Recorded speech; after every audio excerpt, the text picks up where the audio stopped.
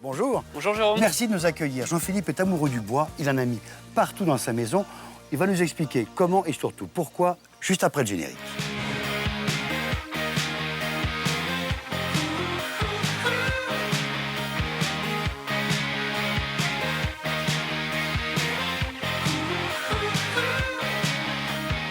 Jean-Philippe, merci de nous accueillir chez vous.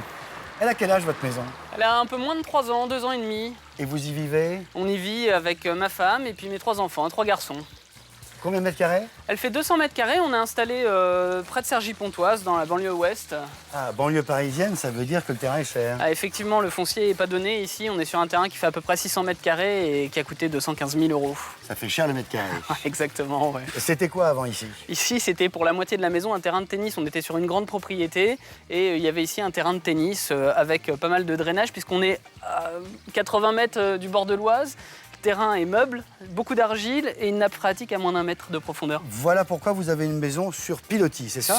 Exactement, sur des pilotis métalliques, des technopieux qui permettent de pallier à ce sol de très mauvaise qualité et puis de ne pas utiliser de béton du tout. Attendez, ça c'est votre architecte. Ou alors vous connaissez, vous êtes dans le bâtiment? Oui, je suis dans le bâtiment, ça fait à peu près 10 ans que je suis dans le bâtiment et puis depuis 7-8 ans, plus spécialisé dans la construction bois et la construction écologique. Bon alors racontez-moi, puisque vous étiez là au moment de la construction. Ah tout à fait, Le terrain est tout nu, on ne touche à rien. On fait très peu de terrassement. Qu'est-ce qu'on fait? On arrive avec comme ça? On arrive avec ces pieux qui font à peu près 2 mètres de haut, ce sont des technopieux et on vient avec une machine qui va les visser en fait. Mais il y en a profond comme ça? Ah, ici, sur l'arrière de la maison, on a plus de 12 mètres de profondeur. Donc à chaque fois qu'on a enfoncé une première longueur, on met un manchon, on soude, et on remet un tube et on continue de visser. Comme un forage pétrolier. Exactement, jusqu'à ce qu'on soit au bon sol, c'est-à-dire ce qu'on appelle le refus, quand le pieu ne peut plus rentrer. On est sûr que c'est stable. Quelle profondeur? Donc 12 mètres ici. Et combien de pieux, combien de pilotis? Il y a 25 pieux sur la maison et 8 pieux sur les terrasses.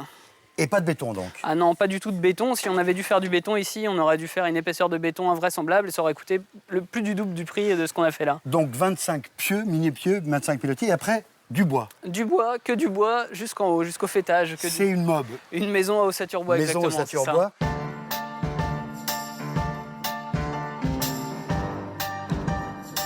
Le bardage, il a 2 ans et demi là.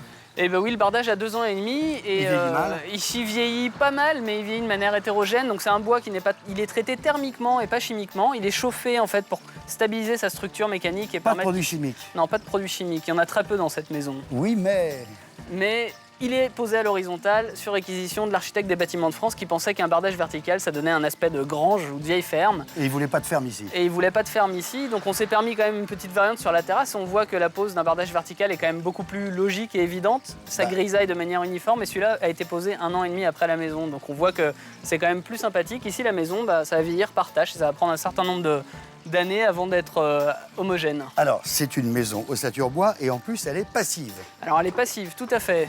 Réexpliquez-nous, ça veut dire quoi passive? Alors très rapidement, passif, c'est un concept allemand qui demande qu'on ait une performance chiffrée sur 3 aspects. La consommation pour le chauffage, 15 kWh par an et par mètre carré. Ça veut dire très peu. Très peu. La consommation globale, 120 kWh par an et par mètre carré. On comprend jusqu'à l'éclairage là-dedans. L'électroménager. Tout.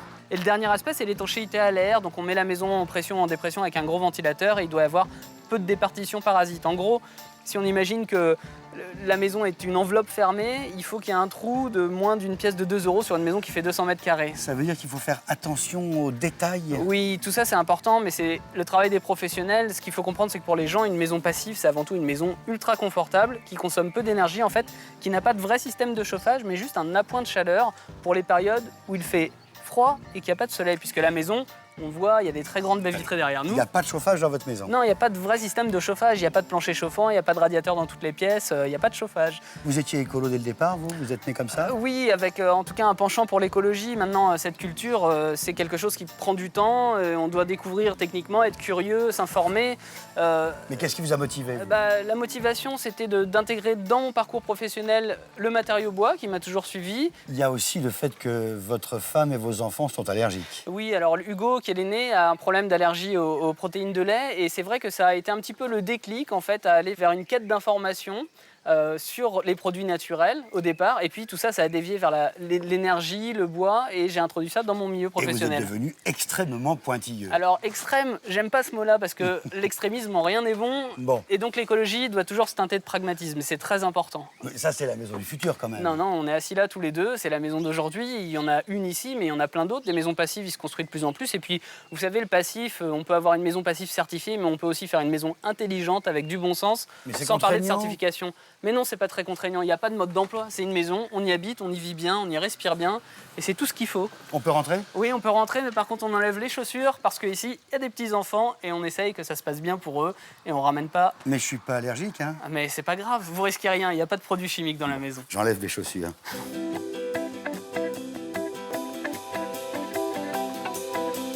Voilà, en chaussettes, je peux rentrer? Parfait, Ah, là, on est dans la pièce du rez-de-chaussée.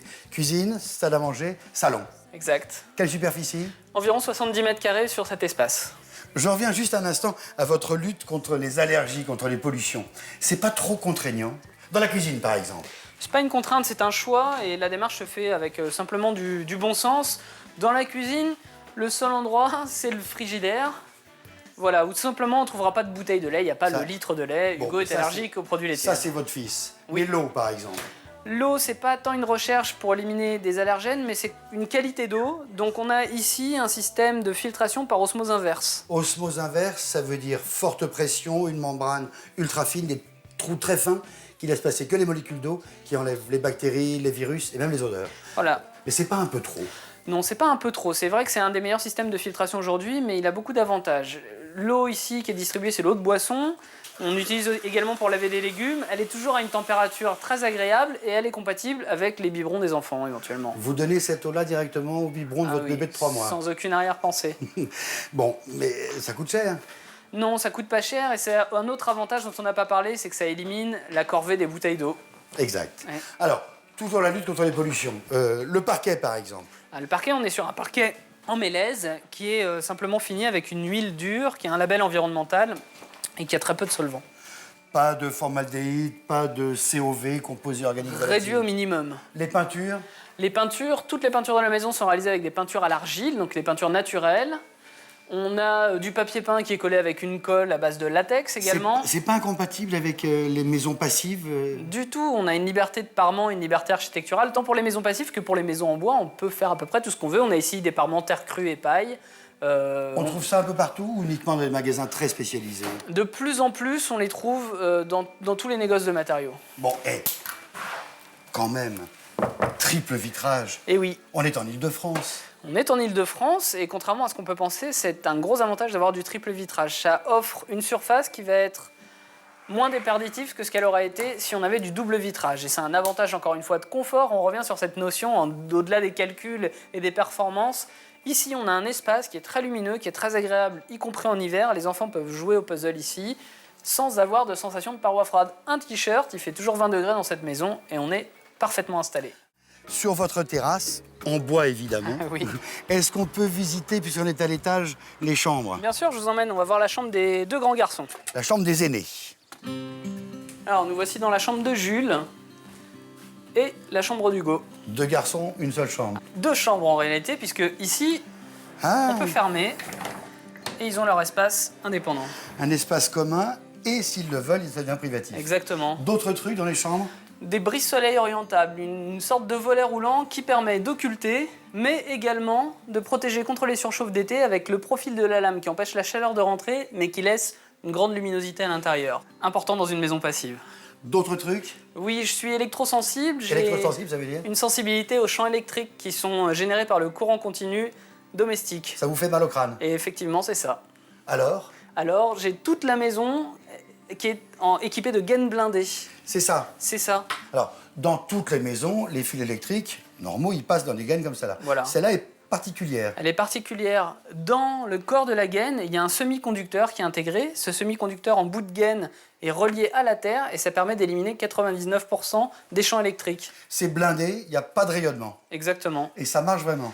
En tout cas, ici, j'ai une sensation de confort et pas de problème de migraine. Bon, pour vous, mais vos enfants, ils sont pas sensibles à ça. Et en tout cas, moi, je pense qu'il y a vraiment un effet. On y croit pas. Je me suis documenté, je suis convaincu. Donc, j'ai équipé la maison Alors, comme ça ça. donne quoi dans la chambre de Jules? Eh ben, on va jusqu'au bout. C'est-à-dire qu'effectivement, dans cette démarche d'éviter les champs électriques, on n'a pas de lampe de chevet ou pas de réveil filaire. On a une petite liseuse avec une LED de 3 watts qui permet Loin de de la lire. tête de l'enfant. Loin de la tête de l'enfant, avec un transformateur déporté, et on n'a pas de souci de champ électrique. Bon, on y croit, on n'y croit pas. Vous le mesurez en plus. Oui, je le mesure. Je vous ai préparé une petite démonstration parce que je savais que vous veniez.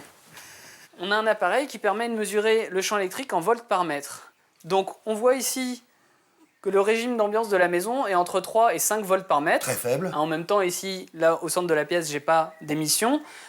Si je m'approchais d'une lampe de chevet, qui est ici pour les raisons de la démonstration... Ah, ça monte très vite. Ça monte très vite, on a 130 volts par mètre, donc on imagine qu'on a ça juste à côté de sa tête toute la nuit. Ça, c'est produit uniquement par l'ampoule. Et le fil, qui n'est Attendez, pas blindé. Je débranche juste pour voir.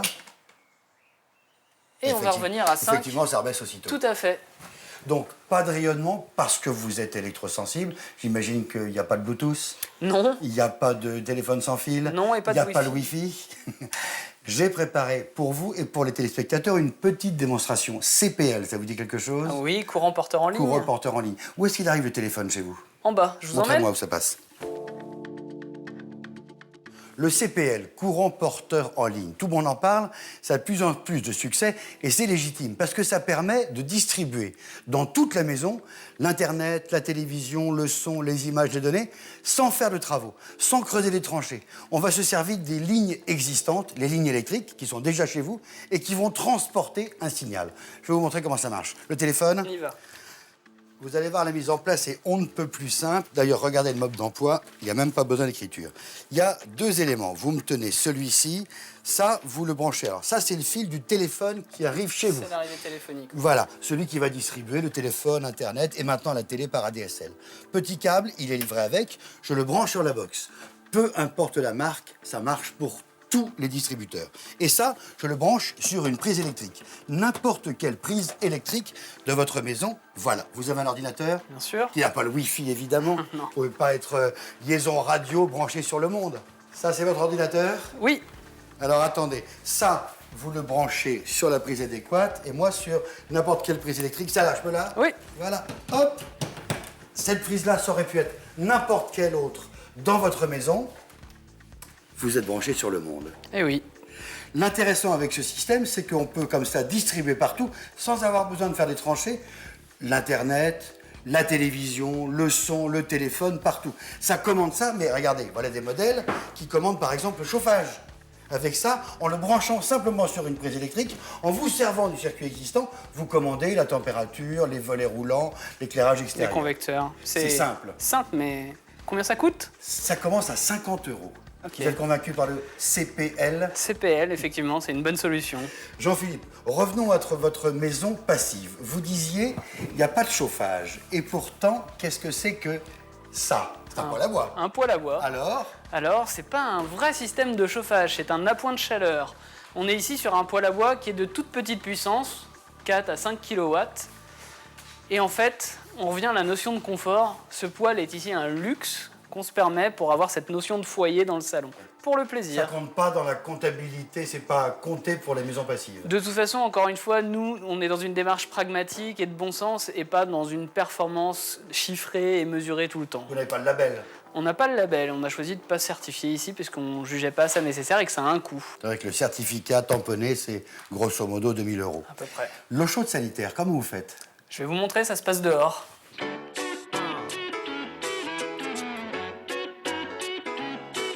Sur le toit, on a des panneaux solaires, 8 mètres carrés de solaire thermique pour la production de l'eau chaude sanitaire. Et ça suffit. Ça suffit effectivement à faire l'eau chaude sanitaire et la pointe de chaleur de la maison passive. Une maison passive, c'est quand même plus cher qu'une maison ordinaire. Forcément, ça paraît très simple. On a le double d'isolant, voire le triple d'isolant, c'est plus cher, mais sur la durée, on rentabilise vraiment son investissement sur les consommations et sur la durée de vie du bâtiment. Sur le très long terme, c'est rentabilisé. Même sur une durée de crédit de 20 à 25 ans, c'est déjà rentable. Alors, je suis content que ce soit dehors, on va pouvoir voir votre jardin. On avait aperçu, par exemple, tout à l'heure, c'est un vrai plan d'eau. C'est un plan d'eau qu'on a créé, bien Ah, évidemment. bon. Mais tout le jardin a été créé, il n'y avait rien ici à l'origine que de la grave ciment. Et on a voulu créer ce jardin en réponse à l'acte de bâtir cette maison là où il n'y en avait pas, tout simplement. Avec pour filtrer l'eau, du chlore, des produits chimiques. Ah non, évidemment non, une simple filtration avec des filtres mécaniques et puis une lampe UV, parce que quand le soleil tape, il y a un peu de développement d'algues, donc ça permet de ne pas traiter chimiquement, justement. On peut aller dans le jardin? Bien sûr, c'est un jardin qu'on a imaginé avec... Attendez-moi, je vais être comme vous, je vais enlever mes chaussettes pour être pieds nus dans l'herbe. Voilà. Le potager en carré. Le potager en carré, un petit potager de curé finalement. Ah hein. oui, je ne reconnais pas les plantes. Ah non, il y a des choses comme du crampe maritime, de la pimprenelle, de la bourrache. De toute façon, dans ce jardin, on ne trouvera pas de palmiers. hein. Il y a un travail qui a été fait avec un ami ethnobotaniste Un sur copain à ce vous jardin, exactement, un copain, et qui nous a aussi aiguillés sur les végétaux à planter ou à ne pas planter, pour pas qu'on soit dans l'exotisme le plus total. Il n'y a que du local, Il y a quasiment que du local et même si c'est un peu moyenâgeux, ça c'est vous qui comme le dites. l'angélique Nous on est très bien, oui effectivement. ou des la choses. paprenelle. Pour l'arrosage, Pour l'arrosage, c'est une cuve d'eau de pluie qui récupère toutes les eaux de toiture. On a 6 mètres cubes de capacité. 6000 litres, pas mal. 6000 litres, c'est pas mal, mais avec les précipitations, c'est bien ce qu'il faut. C'est dimensionné par rapport à la maison. Ça vous sert qu'à arroser. Non, l'arrosage extérieur, les WC et le lave-linge. Le lave-vaisselle, c'est interdit. C'est interdit, il faudrait potabiliser l'eau, ce qui rend la chose un peu plus compliquée. Et il y a encore des travaux? Oui, il y a toujours des travaux. On est un petit peu dans une maison laboratoire ici. Ce sera quoi, la maison des enfants? Ça pourrait être la maison des enfants, la maison des amis. On est sur une petite structure qui va faire une quinzaine de mètres carrés. Elle est aussi sur pilotis. Elle est également sur pilotis, le même système. Par contre, le système constructif est différent. On n'est ici pas sur une maison au saturbois. On est sur un système massif, du bois massif, tout rayonné. Le bois tourillonné, Sans colle, sans clous, juste de l'assemblage bois-bois, rien de plus naturel. avec des chevilles. Exactement. Tout ça est fusible, on dirait. C'est-à-dire que tout ça, ça pourra s'enlever demain matin. Le potager comme la maison. Exactement, on a vraiment travaillé sur cet aspect-là, c'est-à-dire on emprunte ce sol et cet espace pendant peut-être une centaine d'années, je ne sais pas. Un jour, il y aura une déconstruction, on a imaginé que tout soit recyclable et qu'on puisse laisser le moins de traces possible finalement.